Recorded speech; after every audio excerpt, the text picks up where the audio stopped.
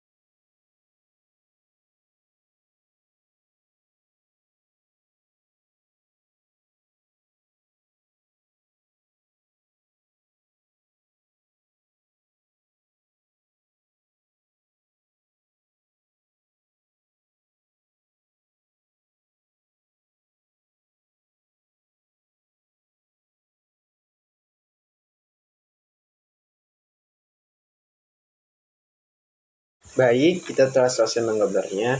Di sini saya akan menjelaskan tentang apa saja bagian-bagian dari sel kankernya atau hiperplasianya. Yang pertama, yang terlihat pada gambar, adanya penumpukan sel yang sangat padat yang menunjukkan hiperplasia, yaitu peningkatan jumlah sel secara berlebihan, serta susunan sel tidak beraturan, tidak seperti jaringan normal payudara yang rapi. Ukuran dan bentuk inti sel tidak seragam, ciri sel yang mulai bersifat ganas. Dan untuk mengidentifikasi bagian-bagian sel pada gambar, bagian-bagian sel yang dapat diidentifikasi yaitu adalah sel kanker atau sel tumor, sel-sel berwarna merah. Selanjutnya yaitu inti sel nukleus membesar dan abnormal seperti halnya yang warna kuning. Selanjutnya yaitu sitoplasma yang mengelilingi inti sel.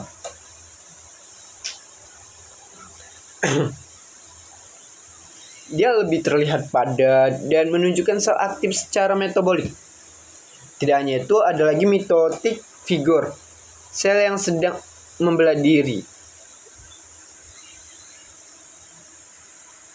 Ya, dan menunjukkan proses mitosis yang meningkat dan ciri khas hiperplasia dari kanker. Jaringan stroma, jaringan penunjang yang di sekitar sel tumor ikut tertekan dan berubah akibat pertumbuhan sel kanker. Berikutnya yaitu mekanismenya terjadi adaptasi sel hiperplasia menjadi kanker payudara. Proses terjadi hiperplasia pada kanker payudara dapat dijelaskan sebagai berikut, yaitu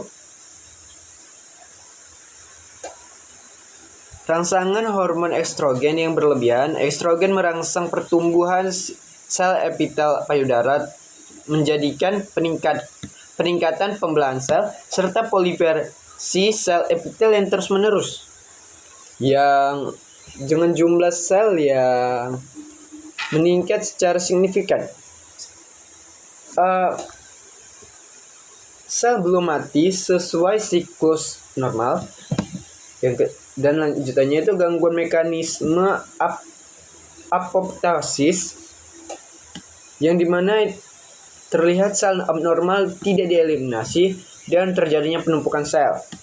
Tidak hanya itu, ada lagi yaitu perubahan genetik pada sel. Perubahan genetik itu adalah mutasi gen pengatur siklus sel dan sel kehilangan kontrol pertumbuhan. Dan yang terakhir yaitu peralihan dari hiperplasia ke ganasan. Awalnya hiperplasia masih adaptif, tetapi setelah dirangsang terus berlangsung, sel berubah menjadi sel kanker.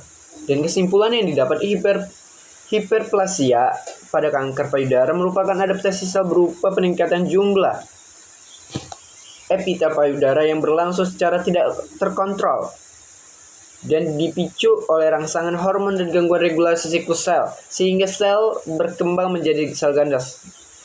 Ciri intinya yaitu membesar, susunan tidak beraturan, dan pembelahan sel yang meningkat. Sekian penjelasan saya, mohon maaf bila ada kesalahan. Saya tutup dengan terima kasih.